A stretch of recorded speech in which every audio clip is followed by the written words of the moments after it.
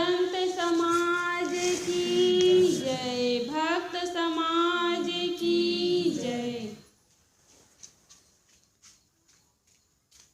संत सहाय के जीव के,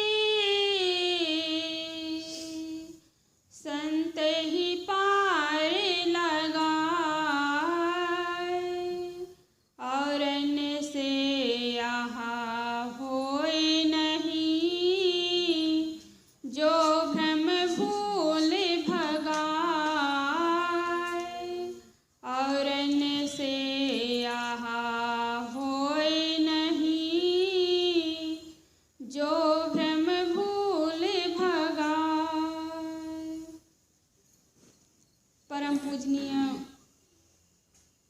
माँ हृदया परम पूजनीय श्री साहेब जी, अर्चनी वंदनीय संत समाज, सत्संग प्रेमी भक्त सज्जनों एवं भक्तिमती माताओं, मेरे लिए भी आज्ञा हुई है, सो आज्ञा पालन हेतु आप लोगों के समक्ष कुछ देर निवेदन प्रस्तुत है।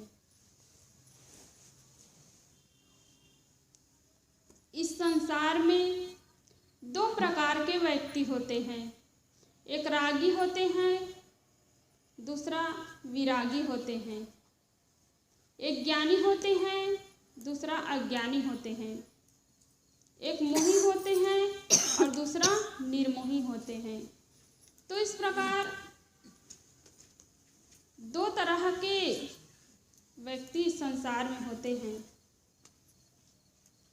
शरीर तो सबका 5 तत्वों से बना हुआ है, चाहे महान पुरुषों का शरीर हो, चाहे साधारण इंसान का शरीर हो, चाहे योगी का शरीर हो, चाहे भोगी का शरीर हो, चाहे चोर डाकुओं का शरीर हो, सबका शरीर 5 तत्वों से बना हुआ है।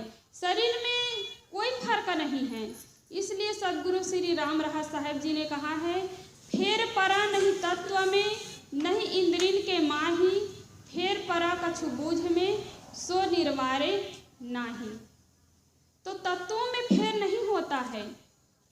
सबका शरीर 5 तत्वों से बना हुआ है, लेकिन सबके समझ में अंतर होता है।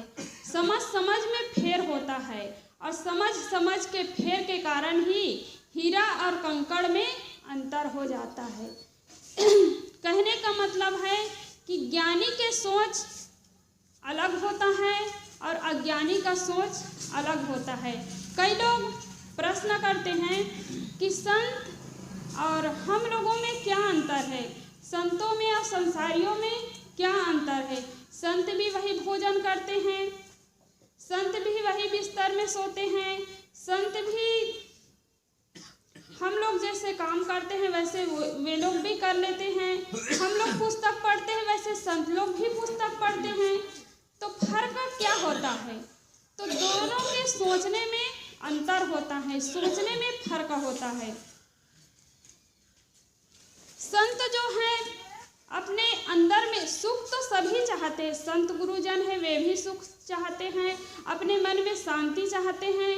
और जो संसार में भोग विलास में पड़े हुए हैं, संसारिक वस्तुओं में सुख मानते हैं, वह भी चाहते हैं कि मेरे जीवन में सुख मिले, मेरे जीवन में शांति मिले। लेकिन दोनों के सोचने का ढंग कुछ अलग होता है। ज्ञानी होते हैं तो अपने अंदर में सुख ढूंढते हैं, और यही वास्तविकता है कि अपने अंदर में ही सुख है, बाहर कोई सुख नहीं है। और जो संसारी व्यक्ति है वह धन संपत्ति पुत्र परिवार इन्हीं में सुख ढूंढते हैं।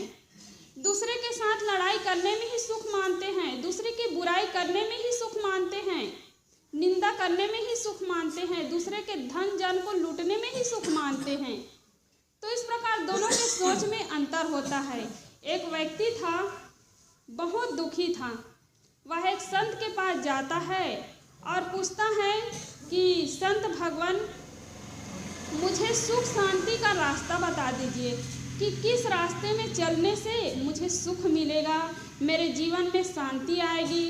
तो वह संत ने बड़ा गजब का उत्तर दिया। उन्होंने कहा कि अंधा बन, लंगड़ा बन, बहरा बन और गूंगा बन। तो उस व्यक्ति को बहुत बुरा लगा और वह पास चला जाता है और कहता है कि संत भगवान, मैंने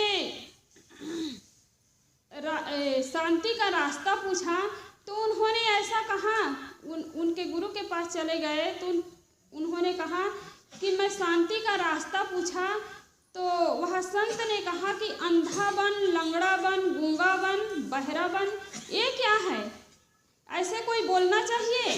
तो उनके गुरु ने कहा कि मेरे शिष्य ने तो बहुत सुंदर रास्ता बताया है तुम्हें, जो मैं अपने शिष्य को सिखाया हूँ वही रास्ता आपको बताया है।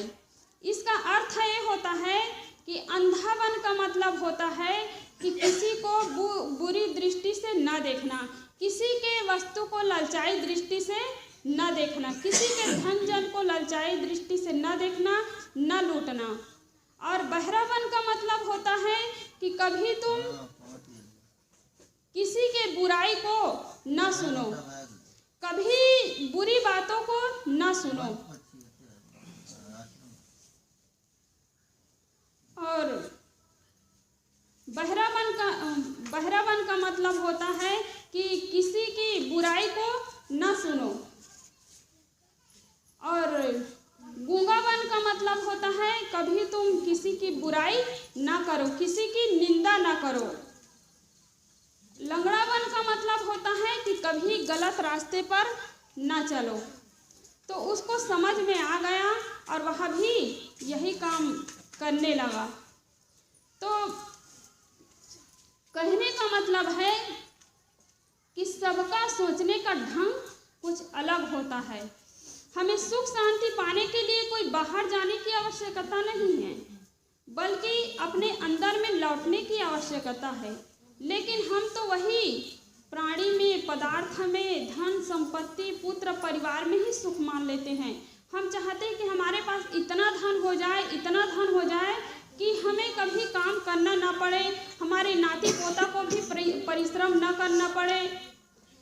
कितना धन संपत्ति जोड़ जोड़ के हम रख लेते हैं, लेकिन लोग कहते हैं कि मरने के बाद वह कभी काम में नहीं आएगा। लेकिन आज हम देख रहे हैं कि वह जो 500 और 1000 रुपये का नोट जमा करके लोग रखे थे कई पीढ़ियों के लिए, वह आज क्या हो गया, कागज का टुकड़ा हो गया।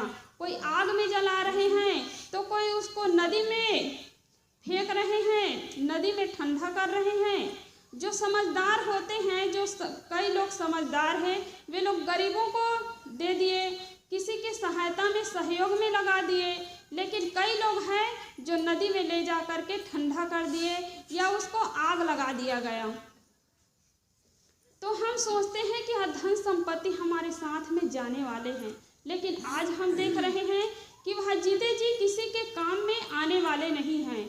लोग कहते हैं कि मेरे पास इतने एकड़ खेती है, इतने धन है, संपत्ति है, लेकिन आप जरा विचार कीजिए कि आपके दादा है, बाबा है, परपाजा है, वे भी यही कहते रहे कि मेरे इतने एकड़ खेती है, मेरी गाड़ी है, मेरे इतने बड़े मकान हैं, लेकिन क्या उनके साथ में वो गए? जमीन तो वहीं की वहीं रह गई। और हम भी आज कह रहे हैं कि मेरे इतने एकड़ खेती है, लेकिन खेती वहाँ से यहाँ तक नहीं पहुँच पाएगी। जमीन जहाँ के तहाँ रह जाएगी और हम इस दुनिया से एक दिन चले जाएंगे। इसलिए बाहर सुख नहीं है, बाहर शांति नहीं है, लेकिन हम क्या करते हैं कि बाहर प्राणी पदार्थों में ही सुख ढूंढते रहते हैं। और यही हमारे दुख का कारण है। यदि हमें दुख से पार जाना है, दुख से छूटना है, कि इसके मोह को छोड़े, इसके ममता को छोड़े। इसलिए भजन में कहा गया है, यदि जाना है दुख से पार, सुख की चाहत जो। यदि जाना है दुख से पार, सुख की चाहत जो। ज्ञानियों का यही है विचार, सुख की चाहत जो। देख लो चाहने किसको नहीं नचाया है, देख लो चाहने की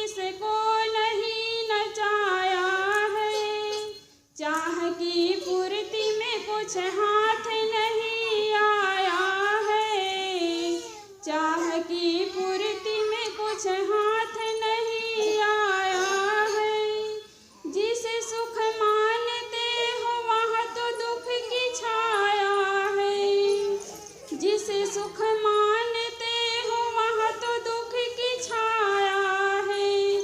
प्रतीत होती है मिलती नहीं माया है, प्रतीत होती है मिलती नहीं माया है।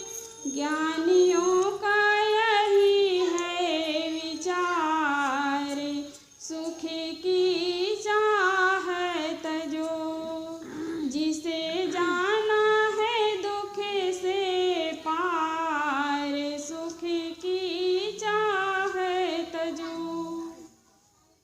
तो हम सुख मानते हैं, सुख की चाहना करते हैं बाहरी प्राणी पदार्थों से, तो यही हमारे लिए सबसे बड़ा दुख का कारण है। आज हम देखते हैं कि बड़े बड़े मकान में रहने वाले, एयर कंडीशन मकान में रहने वाले, गाड़ी में घूमने वाले, वे लोग दुखी जीवन जीते हैं।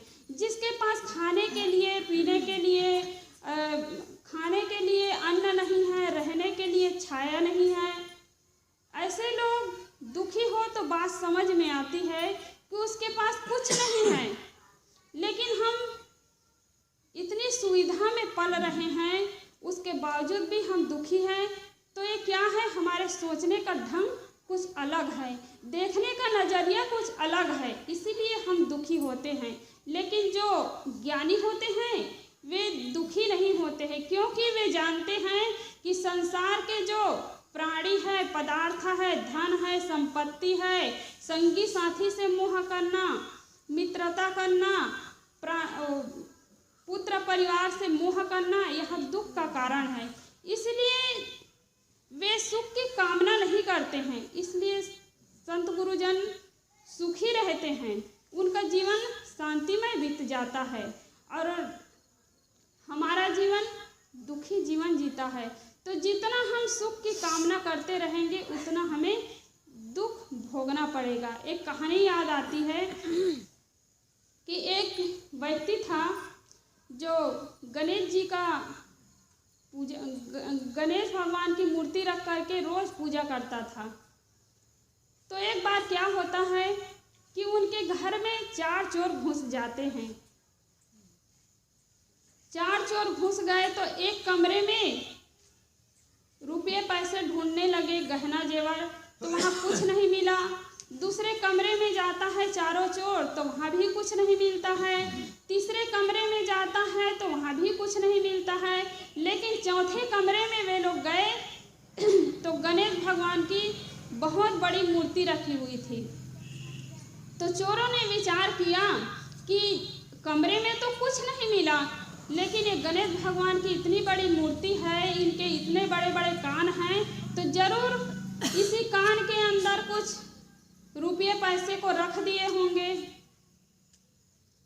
तो एक चोर ने इस प्रकार विचार करके जैसे ही हाथ डालता है गणेश भगवान के कान में, तो उस कान में बिच्छू घुसा हुआ था और गर्मी का दिन था।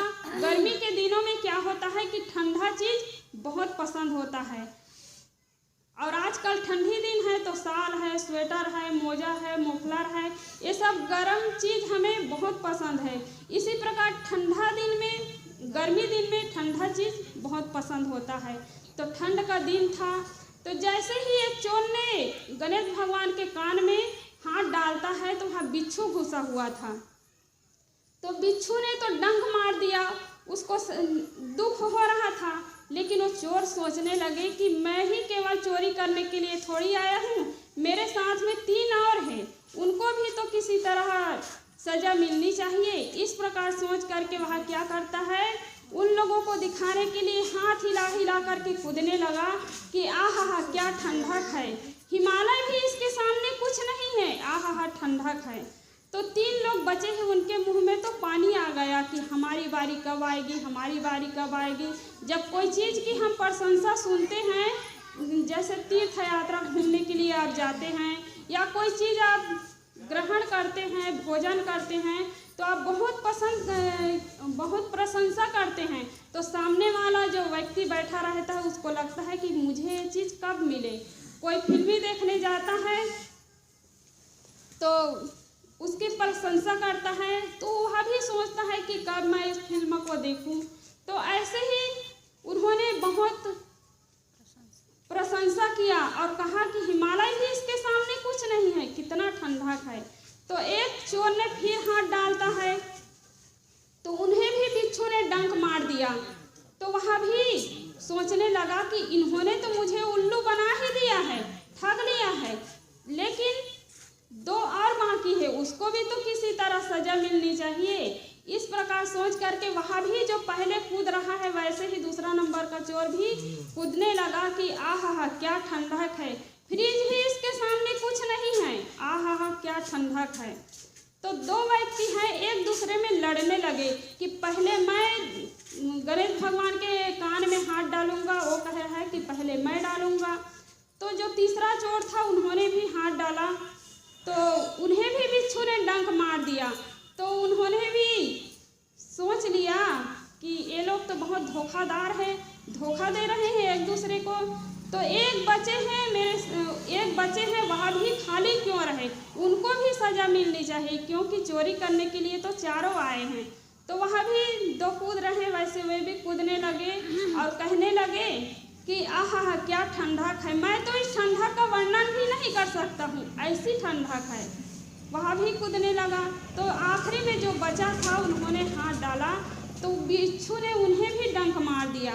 तो वह कहने लगा कि आप लोग धोखादार हो, आप लोग बताए नहीं हो और सबको एक दुखों के गड्ढे में धकेल रहे हो, इस प्रकार वे कहने लगे। तो यही दशा, यह तो एक दृष्टांत है। इसी प्रकार यह संसार है।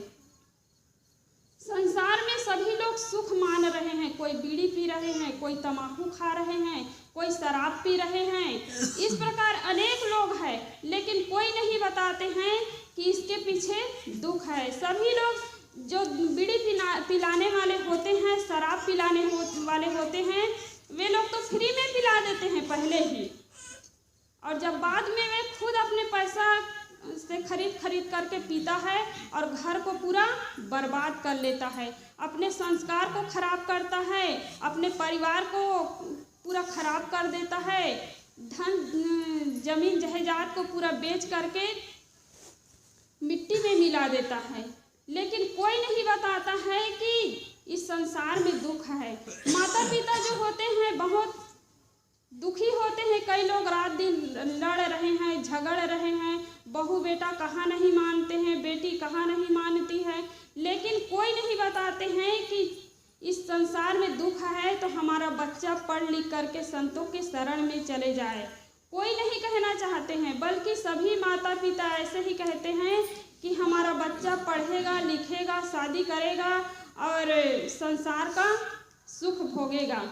कोई बिल्ले माँ बाप होते हैं जो संतों से जुड़े होते हैं, सत्संग से जुड़े होते हैं, वे लोग कहते हैं कि हमारा बच्चा पढ़ लिख करके संतों के पास चले जाए। हम लोग तो मोह माया में फंसे ही है, लेकिन हमारा बच्चा अपना कल्याण कर लेगा, उनका जीवन कम से कम सुखमय बन जाएगा।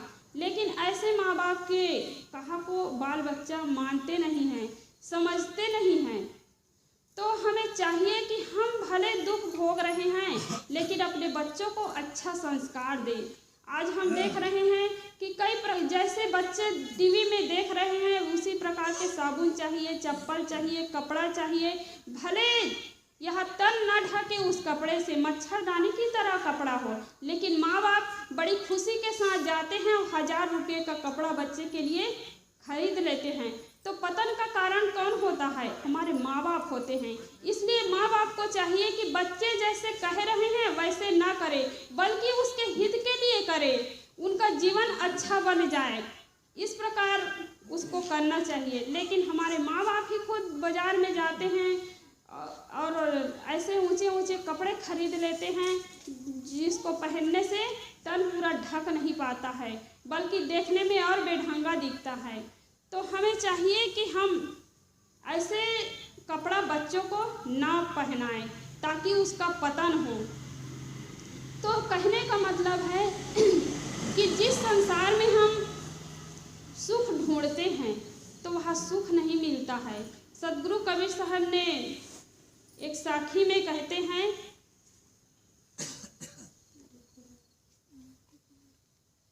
जैसे सेमल का वृक्ष होता है, सेमल सूना सैया दुई ढेढ़ी की आस, ढेढ़ी फूटी चनाक दे सूना चले निराश।